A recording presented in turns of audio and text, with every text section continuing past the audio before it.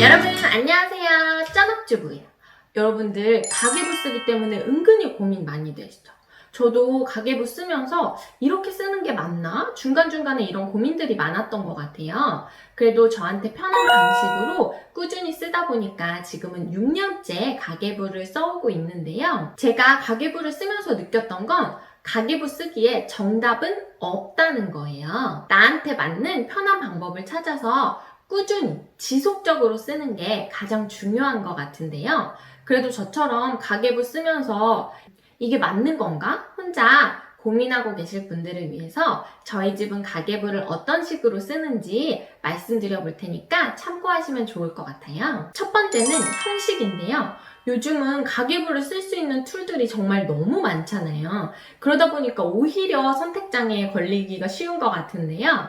크게 나누면 전통적으로 종이에 손으로 쓰는 방식이 있을 거고요. 어플이나 엑셀 파일 등을 이용한 기술을 약간 접목한 방식이 있을 거예요. 저 같은 경우에는 엑셀 파일을 이용해서 가계부를 쓰고 있는데요. 엑셀 파일을 이용하면 일주일 단위, 월 단위 또는 항목별로 합산 계산을 해볼 때 계산하기가 좀 편리하더라고요. 그래서 저는 이렇게 쓰고 있지만 어떤 형식에 써야 할까는 어디까지나 본인의 선호도에 따라서 결정하시면 될 것 같아요. 두 번째는 가계부 정말 일기처럼 매일 써야 할까라는 건데요. 고백하자면 저는 가계부를 매일 쓴 적은 단 한 번도 없어요. 항상 일주일에 한두 번씩 써서 주 단위로 관리를 했었는데요. 매일 쓰면 당연히 일 단위로 지출이 관리가 되니까 더 좋을 것 같기는 해요.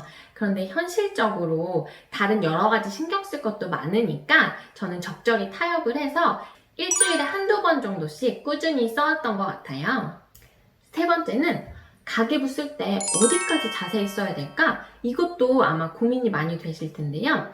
저 같은 경우에는 굉장히 간단하게 뭉텅뭉텅 쓰고 있어요. 예를 들어서 마트에 가면 식자재를 주로 사기는 하지만 가끔 생필품이 떨어져서 물티슈를 살 수도 있고 세제를 살 수도 있잖아요. 그런데 그때마다 영수증을 일일이 살펴보면서 식자재는 식자재 비용을 다시 나누고 생필품은 생필품 이렇게 나눠서 쓰려니까 너무 귀찮더라고요. 그래서 저는 처음부터 그렇게 쓰지 않았고 그냥 마트를 갔으면 땡땡 마트 이런 식으로 크게 분류를 해서 그냥 식비 항목에 넣어버렸어요.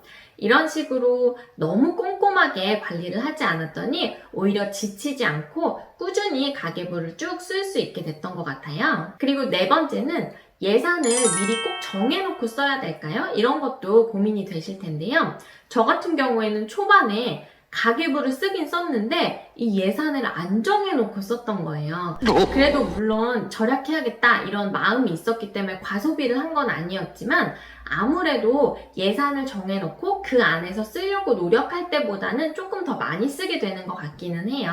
그래서 가능하면 꼭 예산을 미리 잡아놓고 쓰시는 게 좋을 것 같은데요. 이때 주의해야 될 거는 한 달이 지나고 최종적으로 점검을 해보실 때 이 예산을 못 맞췄다고 너무 스트레스 받지는 않으셔도 될 것 같아요. 아무리 내가 아껴도 여러 가지 예상하지 못했던 일들이 늘 발생을 하게 되거든요.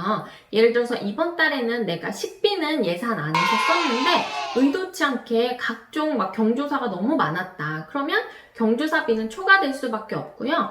또 이번 달에는 너무 감사하게 경조사가 별로 없었다. 그래서 경조사비를 예산보다 적게 썼는데 이게 또 웬일이야. 누가 아파가지고 의료비가 또 많이 들어서 의료비가 또 초과 지출이 되기도 하고 이런 식으로 모든 예산의 항목을 다 맞출 수는 없기 때문에 그 부분에 대해서 너무 스트레스는 받지 않으시되 최대한 그 안에서 써보려고 노력을 하는 건 필요한 것 같아요. 그리고 다섯 번째는 가계부 쓰기에서 가장 중요한 부분이라고 생각하는데요. 저 같은 경우에는 가계부를 쓰면서 매달 마지막에 꼭 점검을 했었어요. 그래서 여러분들도 가계부 쓰시고 꼭 이번 달에 내가 아낄 수 있었던 돈, 쓸데없이 쓴 돈은 얼마였는지, 또 항목은 어떤 거였는지 이런 것들은 꼭 점검해 보시면 좋을 것 같아요. 그리고 마지막은 가계부 쓰기를 꾸준히 할 수 있는 가장 중요한 팁인데요.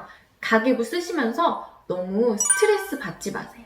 저 같은 경우에도 초반에는 너무 의욕이 앞서가지고 제가 생각했던 예산 안에서 뭔가 초과가 되면 마지막에 월말에 점검을 하면서 막 예민해지는 거예요. 그래서 남편이 막 장보기 시켰는데 과자 몇 개 막 몰래 사온 게 막 너무 스트레스 받고 막 이랬던 적도 있었는데 저것만 없었으면 내가 이거 맞출 수 있는데 막 이런 생각이 드는 거죠. 그런데 제가 가계부 쓰기를 하면서 느끼는 건 가계부를 통해서 큰 틀에서 돈의 흐름을 관리하는 거지 그런 짜잘짜잘한 100원, 200원을 아끼려고 쓰는 게 아니더라고요.